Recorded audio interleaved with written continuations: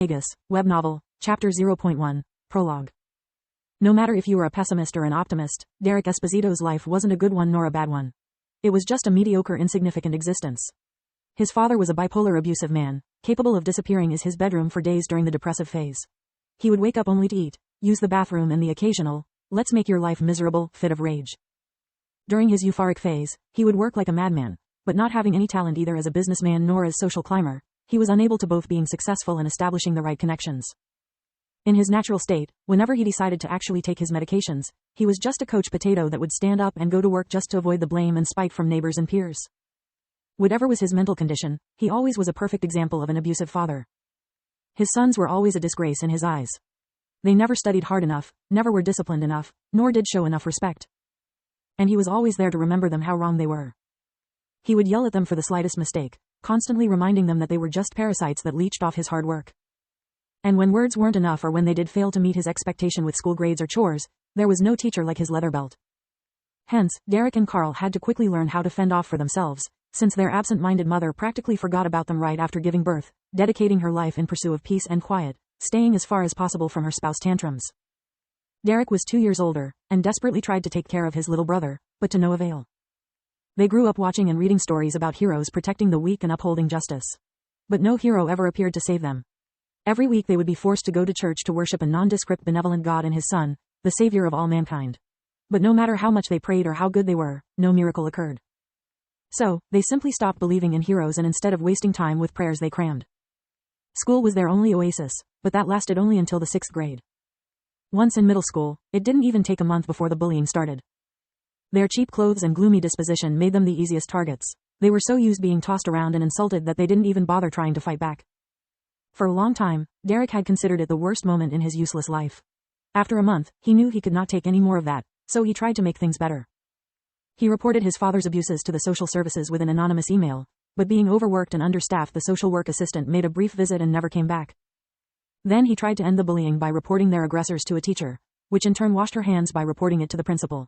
The principal did not want to meddle with what he deemed as childish pranks, so he called Derek's parents to inform them of the problem, hoping they would let it slide. And at least his wish came true. Derek, instead, took an extra beating for not being man enough to face his own problems. "Are you really that stupid to never learn anything from me? Never delegate, if you want something done right, do it yourself." Derek had never felt so helpless and desperate, so that night he bawled his eyes out, until he fell asleep. That had been the last straw. The next day he felt different, clear-headed like never before. It was not the time for despair anymore, he needed a plan. It would take him years to realize that something inside him had died. He was no longer able to trust, hope or develop any sense of kinship. He was surrounded by enemies, and to survive Derek needed to be able to fight back. So, Derek asked his father to let him join a dojo and learn martial arts, and to his surprise he did not have to beg or even ask twice. His old man was glad that his wimpy and scrawny poor excuse of a child was finally interested in becoming a man. His only condition was that Derek was not allowed to quit for at least 1 year, otherwise he would have to pay for it. Not only Derek started practicing Aikido almost daily, he would also wake up 2 hours earlier every single day to build muscles doing push-ups, squats, sit-ups and running until he was out of breath. In a few months he was finally able to do every day 100 push-ups, sit-ups and squats and run for at least 10 kilometers before going to school. Aikido soon revealed to be a perfect choice for his situation. At low level was mainly focused on self-defense, but there plenty of space for attacking and fighting dirty. By practicing martial arts, he finally discovered something he was good at. He was not particularly nimble, nor a fast learner. His hand-to-eye coordination was also average at best. His talent lied in the ability to spot the best time to hit a sensible spot during a block or a defensive maneuver. Even when the sensei was teaching sword or tanto arts, Derek was always able to grasp the killing moves at his first try, sometimes even before the sensei completed the practical demonstration. It was an exciting yet disappointing discovery since his only talent had no practical use. Even if Aikido was a sport with tournaments instead of a discipline, hits to groin, eyes and trachea were universally forbidden. For months Derek kept training hard while keeping a low profile at school, planning his next move. At the end of the first semester, Derek stopped hiding from the bullies and started replying in kind to every single insult they threw at him, using the best quick-witted roast lines he had found online. Derek paid attention to never go to the bathroom or to remain alone for too long, always keeping an adult witness in line of sight. It did not even take a full day before his enemies were fuming and outraged.